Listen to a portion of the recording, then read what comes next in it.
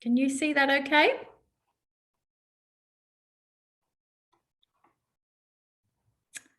I might just need you, Anna. Yep. Sorry, Mel, that's perfect. Fantastic. Thank you so much. That's great. Well, thank you first of all, Anna, and everybody here tonight for allowing Beyond Blue to have this platform to come and talk to you. It's great to be here, and like I said earlier, you know, it's really interesting to hear people's feedback about the uncertainty that we're facing as we navigate our way through all of these changes. That we're encountering at the moment. It is really frustrating. It is really stressful, and there's going to be lots of bumps along the road, and that's caused a lot of stress. It's caused a lot of uncertainty, and the landscape that we're faced with at the moment has really affected people's mental health, particularly the mental health of small business owners. And small business owners have been under a lot of stress, not only because of the pandemic, but we've been under a lot of stress for a long time. Even pre-pandemic, small business owners have been doing it tough for a really, really long time. When we look at the effects of things like natural disasters, droughts, fires and floods, and the impact that that's had on businesses. So this is a community of people who've been doing it tough for a really, really long time. And in some respects, the pandemic's come along and it's been the straw that's broken the camel's back. So it's really important that we pay attention to mental health at the moment, particularly the mental health of small business owners and people who are running their own businesses, because they have been severely impacted by the events of the last 12, 18 to 20 months. So what I'm going to be covering with you today, in terms of the purpose of today's session and things that I'm going to be covering in a little bit more detail, is what is mental health? Let's take a bit of a deep dive into what mental health is. We like to talk about mental health at Beyond Blue as mental health on a continuum. And I've got a great visual that I'm going to use to help you understand exactly what mental health is when we're talking about what mental health is, and also what it isn't, because it is quite complex and it's not something that is static. It's something that's a moving, you know, it's often something that we refer to in different stages. We're also going to be looking at the small business landscape. So what risks is a small business owner exposed to when we're talking about their mental health, and why are they at greater risk than perhaps the wider community? We'll look at some of the stresses that the small business owner community are exposed to, and some of those I was listening to Anna talk about with you, and I was looking at the questions that were coming through. There's a lot of stresses that small businesses are being exposed to at the moment. So we'll look at what those are. I'm going to talk to you about some well-being plans, and these are ideas, strategies, tools, if you like, that Beyond Blue have got that you can use yourself in terms of putting plans in place to manage your own mental health. Tips, strategies, ideas that you can put in place to help protect, preventative measures, if you like, to make sure that if stresses do arise or if things do go wrong, you can take plans, make plans, and put steps in place to protect your mental health. I'm going to talk to you about a new program, and Anna alluded to this earlier. It's a new program which has been launched by Beyond Blue.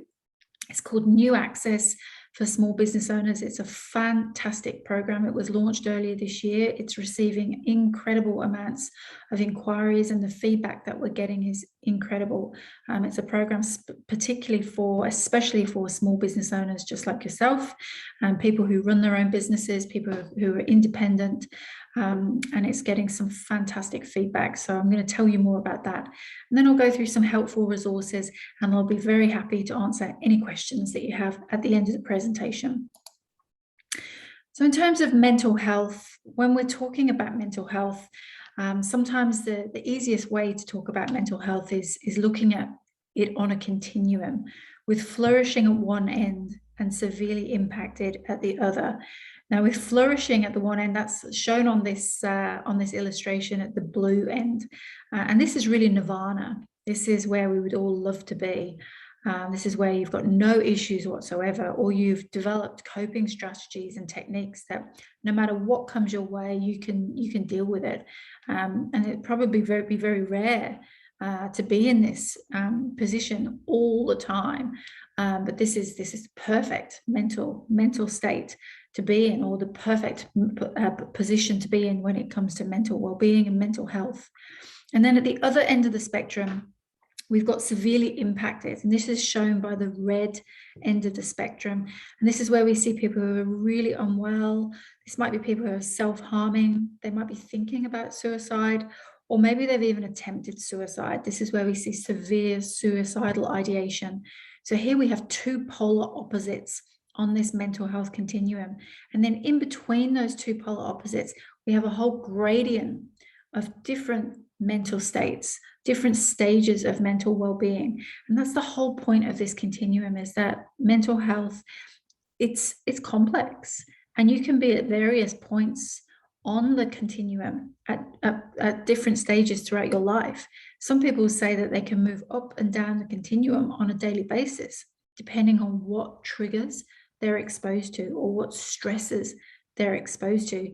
You could perhaps start the day feeling like you're in the healthy range, feeling like you're in that green range where you can deal with things. You've got great relationships. You can cope with the stresses that are coming your way. But something might happen to you during the day and suddenly you feel like you're moving into the yellow, or perhaps you're moving into the orange. Perhaps there's uncertainty in your life at the moment. You don't know if you'll be able to work. You don't know if you're going to be able to see patients in the next couple of months. We don't know what's happening with restrictions in Victoria. We don't know if we're going to be able to work, and what is the future going to hold. And all of these worries, all of these concerns really play on our mind. We've got social media that's feeding us negative news. We've got people that are perhaps telling us things that's making us feel very worried. And all of these things are playing on our mind and perhaps moving us out of the green into the yellow, into the orange. And the danger is that as we move out of a healthy range and move into an unhealthy range, if we don't keep a check on that, we could end up moving into that unhealthy range without realizing it. And the danger with that is that if you're in the healthy range, there's strong evidence that shows if you move from the healthy range into the yellow, perhaps, it doesn't take too much. With early intervention, people can get back into a healthy range very, very quickly with a minimal amount of effort. However, once somebody is in a very unhealthy range, once they get to that severely impacted state of mental well-being, where they are self-harming, where they're severely depressed, or where they are thinking about suicide, it takes a lot longer, much longer to repair someone's mental well-being. And that's why it's so important to protect your mental well-being and try as hard as we can to keep people within that healthy range and stay in the green as much as we can. So why are small business owners at a higher risk? What is it about small business owners or the small business owner community that puts them at a higher risk than perhaps the wider population? And I think the most important thing here is to perhaps shine a spotlight, first of all, on how big this community is. And the first statistic I want to draw on here is that 97% of all businesses in Australia are sole operators or small businesses. I mean, that's just a huge percentage. That just shows how significant this community is in Australia. It really is the backbone of the Australian economy. Half of the Australian workforce work for a small business owner. So you think if a small business owner is struggling with their mental health, what impact is that having on their workforce? 25% of small business owners have reported high levels of psychological distress. 36% of sole operators have reported high levels of psychological distress. And that opens a whole new can of worms when you think about people working on their own and not having access to friends, colleagues, people they can talk to. Talks about isolation, working on your own, not having that connection, that importance of having somebody that you can talk to at work and share your feelings with or share your worries with. This research that was conducted, they just didn't see the same levels of psychological distress in businesses that were either medium to larger size organizations. This data was really shown to stand out for the smaller size businesses. And that was why it was so significant. COVID has played a huge role here. I think it would be hard to find a small business owner who hasn't been impacted by the impact of COVID over the last 20 months. We've seen some small business owners who haven't been able to work at all since March last year, not March this year, March last year. They've had to close their doors, or they've been open and then they've been closed and then they've been open again. And I'm sure many of you who are listening tonight, you're very familiar with that, particularly if you're based in the states that have been so severely impacted by restrictions and lockdowns. And that's devastating. It's devastating for your business, and it's devastating for your clients, and for the future of your business, and for cash flow and profitability. Some business owners have had to let staff go. And when you work for a small business, that's really upsetting, because your staff in a small business, it's like a family. It's not like when you're in a larger institution. When you work for a small business and you have to let your staff go, it can be really, really devastating, and really can play on the minds of small business owners and really affect them emotionally. We've seen small business owners who've had to apply for government benefits for the first time. They've had to navigate their way through managing their finances and applying for benefits for the first time. We also had feedback from small business owners who said, this hashtag that went around at the beginning of last year about "we're all in this together," this hashtag "we're all in this together," and they said, we don't feel that way. We just don't feel that way. We feel as small business owners, we've been left high and dry. We've been left to fend for ourselves. And in some ways, a small business owner have just been left on their own to just find their own way through it. And I think that really says a lot about the small business community, in that they've just had to work their way through this alone, and find their own resources, find their own tools, and pull together to find their way through this pandemic. And it says a lot about the pressures that small business owners have been through. So that's why small business owners are under such significant risk. There's also a lot of evidence to show that small business owners, they tend not to reach out for help. And there's a low level of support seeking or help seeking behavior. There's a low level of help seeking behavior within this community. They tend to look after others rather than themselves. They look after their business and others rather than themselves, and that tends not to be seen as much in the wider community. So for all these reasons and more, the small business community is seen as a risk when it comes to looking after their mental health.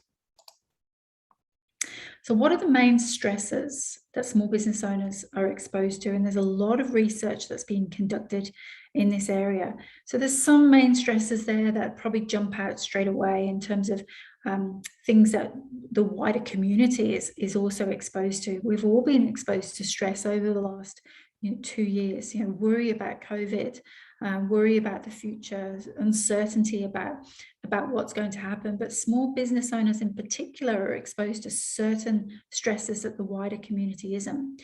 So this work-life balance, having to manage your business, but also manage your home life, look after your family, manage your relationships, cash flow, profitability, having to work long hours, keeping up with the expectations you have of yourself and your business, regulation, compliance, administration. Also in smaller businesses, you often don't have anybody to delegate to. You're spinning all the plates. You're having to do all the jobs on your own. There's no one else that you can necessarily delegate tasks to. There may be competitor pressures.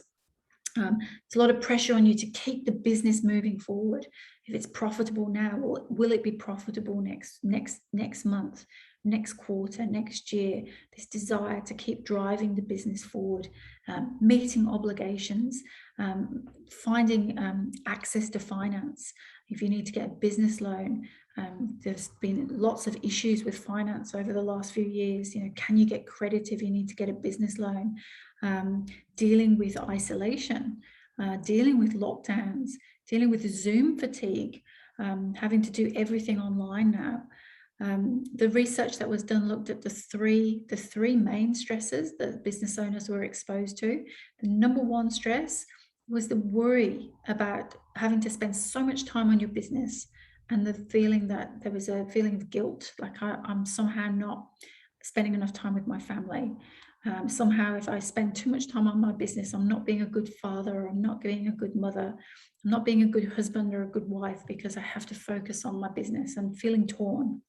This constant feeling of not being enough, not being good enough, because you have to focus on your business. The second biggest concern, or second biggest stressor, was cash flow. So once you'd paid a bill, just worry constantly. Once you'd paid something out, worry about cash flow. Will I have enough to pay the next bill? Am I going to have enough for the wages, for all the invoices? Is there going to be enough for next month? And then the final biggest stressor was profitability. Is the business profitable now? Will it be profitable next month? Is it going to be profitable next quarter? And all this effort that had gone into raising the business and building the business and wanting it to continue to be successful going forward was considerably stressful for the business owner. Now, we have built what we call wellbeing plans. Before I go on to the program that we've launched at Beyond Blue, I just want to touch on the wellbeing plans that we have. I would really encourage you to have a look at these plans, and I can send these through to Anna for you to have a look at if you're interested. These are wellbeing plans that have been created by Beyond Blue. We have a personal wellbeing plan, which is what I'm showing on the screen now. We also have workplace wellbeing plans. So if you have a team, of people that you work with, you can actually complete these as a team and do this as a collaborative exercise, which is just fantastic. Well, effectively what these are is, in the same way that you would do a business plan for your business, to plan for, in a preventative way, you plan for any potholes in the future or problems that you might come across. You can complete a wellbeing plan, a personal wellbeing plan, or a work-based wellbeing plan, to plan for things that might crop up that could affect your mental health. And so you can put in your wellbeing plan triggers. So a trigger might be social media. You find social media at the moment is really triggering, or it could be customer complaints or customer demands, or it could be certain people in your life. You find that when you talk to them, the things they say are really triggering, or just makes you feel negative. And then you can put in warning signs. What are your warning signs when you know that you can just recognize that things are going wrong? It might be that you're working long hours. It might be that you're getting stressed with your partner. It might be that you're not exercising as much as you should be, or you're drinking more alcohol than you should be, or you're not sleeping, you can't get enough sleep, or you're not falling asleep when you should be, or you're waking up too early. Whatever those triggers are, whatever those warning signs are that you know you're experiencing stress or worry or fatigue, you can put those things down in your wellbeing plan, so you can plan ahead. You can plan ahead, and then you can put down what your actions will be. So if you know what your triggers are and you know what your warning signs are, when those things happen, what do you do?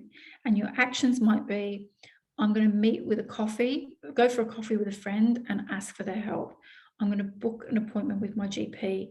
I'm going to make sure I take up an exercise class. I'm going to subscribe to a mental health care plan. Whatever it might be, put that down as an action that you can take. So it's exactly the same as completing a business plan for your business, but it's a plan for your mental health to protect your well-being. And these are great. And we have business owners that do these, like I say, for themselves, but they also do them with their teams. So you can do them collaboratively and look at this on a monthly or quarterly or 6-monthly basis and revisit them with your team. So I'll send these to Anna. It's a template that you complete. They're really easy and they're great to complete together. So in terms of the program that we launched this year, it's called NewAccess for small business owners. It's a fantastic program. It was launched in March. It's a government-funded program. And in a nutshell, the best way for me to explain this to you is it's a completely free mental health coaching program for small business owners. It's completely free. It offers 6 free coaching sessions. Each session lasts about 45 minutes. And what makes the coaching sessions really unique is that all of the coaches, they're not clinicians, they're not psychologists, they're not people who've come from a clinical background. They're actually people who have come from a small business background themselves. They used to run small businesses. They know what it's like to be a small business owner, and they understand the challenges of running a small business. So it makes them very relatable, makes them easy to talk to, and they can talk to the participants with empathy and compassion. There's no doctor's referral required. It's completely confidential. Whatever is discussed in the coaching session stays between the participant and the coach. It doesn't go any further, and it's highly accessible. It's available between the hours of 8 p.m. And 8 a.m. Monday to Friday, and you can dial in via video conference like what we're doing now, or you can call on the phone. You don't have to go to a premise to have the coaching done, so you can call from work or call from home, whatever's convenient for you. So why did we pick small business owners? Well, this goes back a little bit to a slide I used earlier about why small business owners are a high risk. So a few key reasons from the research that identified why small business owners were a key area for why this coaching should be aimed particularly at small business owners. Firstly, because they were time poor. So the research that was conducted showed that business owners, even when they identified that they had perhaps a mental health challenge, maybe they were dealing with stress, anxiety, depression, they actually said, I don't have time to see anyone to deal with this. I've got too many clients to see. My business is struggling. I just haven't got time to deal with this right now. I don't have time to see a counsellor or see a coach because I'm just too busy. They also tended to prioritise the needs of their business and their staff and their family over themselves. It's almost like everyone else was more important than them. Their needs came last. And finally, we all know that there's a lot of stigma towards mental health. We know that. But within the small business community, that was really amplified. We find that small business owners tend to put a lot of pressure on themselves, and they felt that somehow reaching out for help or saying that their business was struggling was a sign that they'd failed, or they weren't winning, or they weren't successful. And the reality is that a lot of businesses do struggle. A lot of businesses do go through tough times. In fact, most businesses will at some point probably go through a tough time. There are peaks and troughs in any business, and there's no shame in putting your hand up and saying, I actually could do with talking to someone. I actually could really do with some help. There's no shame in that. But we found that small business owners often put a lot of, they had high expectations of themselves, and this led to increased stigma and often a reluctance to ask for help. So in terms of what we're seeing so far, the program has been overwhelmingly successful. We've seen a huge influx in participants come through the program, particularly in view of lockdowns and restrictions that we've seen. And it's kind of a double-edged sword in a way. Obviously, we don't want people to be in need, but we do want people to utilise the service, and utilise the service they are. When the lockdowns in Victoria were announced, we had a 320% increase in inquiries. When the New South Wales lockdown was announced, we had another huge surge in inquiries. So we know lockdowns and restrictions have a massive impact on the mental health of small business owners. And when people come into the program, they often have no hope. They feel very desolate. They're worried about the future. They don't know what's going to happen. They have lost direction. They often don't know which way to turn. They're often very worried about finances, or they don't know which way to go with their business. They have a lot of questions, and they need help. They really need help. By the time they come out of the program, they feel completely different. They suddenly have hope. They feel much more positive. They have tools and they have strategies, and they have skills that they can use, almost like a toolbox that they can take with them that hasn't just helped them with the issues that they had when they came in, but it's actually tools and strategies and skills that they can use should those issues ever arise in the future. And there's a couple of statistics here that I just want to point out. So 93% of participants felt more equipped to address similar issues if they arose in the future. That's really powerful. That means that you're actually learning skills that you can take with you beyond the program. And 96% of participants said that they would recommend NASBO to another small business owner, which is just wonderful. You know, that word of mouth referral, which we're now starting to see people actually come out of the program and say to other business owners, you know, I did this and it really helped me. I would give them a call. Give them a call. What have you got to lose? It really helped me. And 89% of participants felt more productive and able to address future business challenges. So that's not even saying it necessarily helps with your mental health.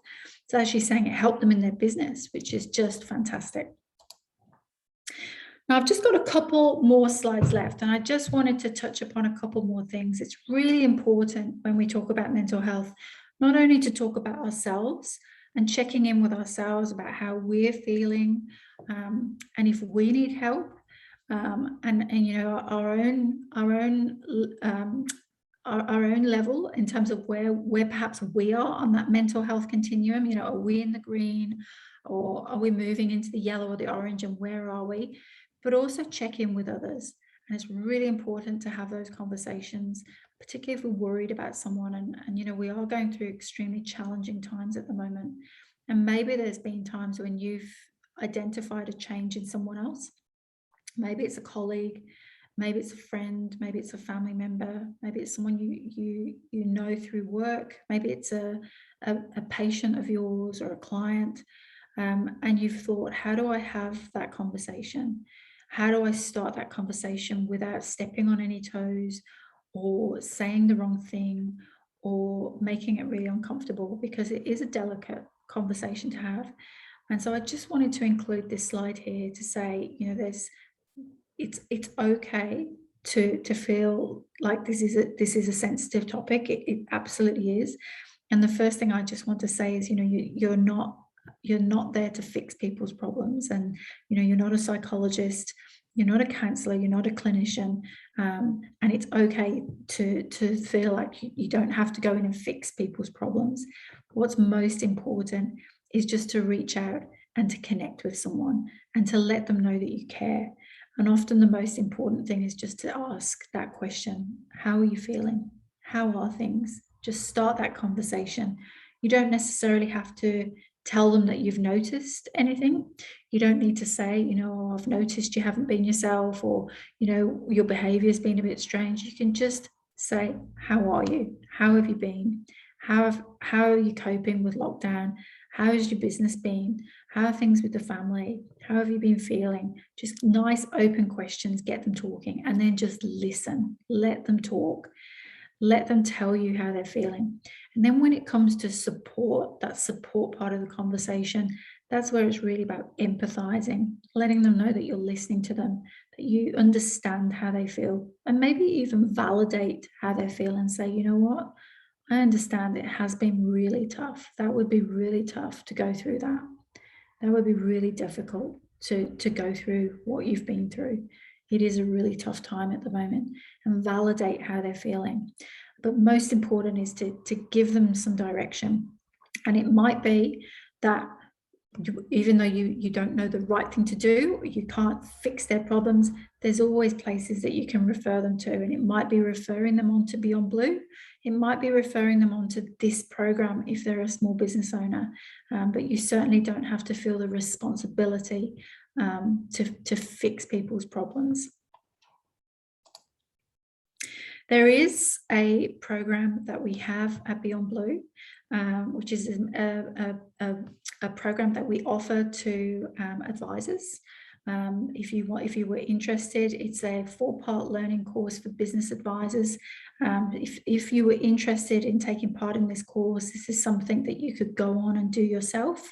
It allows you to effectively provide advice to others, and be able to have that conversation about mental health, and it gives you the tools and the strategies to talk about issues, to talk about mental health in a really comforting, relaxed, empathetic way, and provide people tools and guidance and advice. Some people may have heard about a course called the Accidental Counsellor. It's kind of similar to that. It puts you in a position where you can broach the subject of mental health and support yourself, but also support others. So if you do encounter people in your work, which I'm sure some of you do, You might encounter some people who you acknowledge might be going through a tough time, and you think, how do I start this conversation? This is a great course. This is a great course to do with modules that you can cover, where you can learn the language, you can learn the tools, you can learn strategies to have that conversation in a really comfortable, a really relaxed way, to be able to refer that person to the services and resources that they need to get the help and support that they might need. And if you did meet with anyone, or if some of you may be listening today and think, you know what, this program that Mel's been talking about sounds great, I might like to talk to someone myself in confidence. It's completely free, no one needs to know.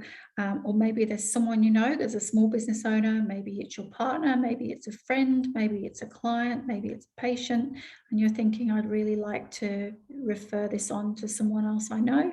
I just wanted to include these details here so you can refer them to the website.